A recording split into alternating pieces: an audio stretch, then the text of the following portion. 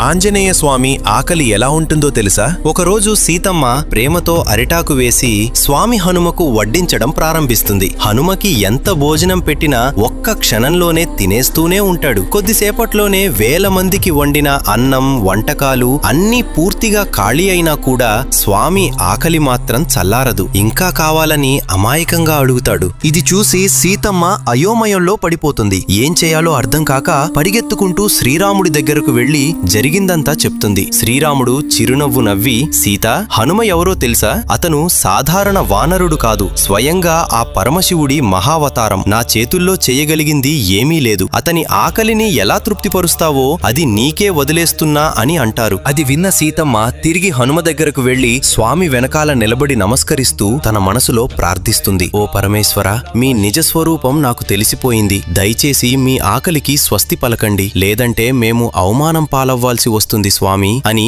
పంచాక్షరీ మంత్రాన్ని భక్తితో జపిస్తుంది. ఆ వెంటనే హనుమంతుడు తృప్తి చెందుతాడు. సీతమ్మ హనుమ వైపు తిరిగి, ఏం నాయనా, ఇంకాస్త వడ్డించనా అని అడుగుతుంది. అప్పుడు హనుమ, చాలు తల్లి, నా కడుపు నిండిపోయింది, ఇక నేను ఏమీ తినలేను, భోజనానికి ధన్యవాదాలు అని నమస్కరించి అక్కడి నుండి వెళ్లిపోతాడు. జై హనుమాన్ అని కామెంట్ చేసి ఛానల్ ను సబ్స్క్రైబ్ చేసుకోండి.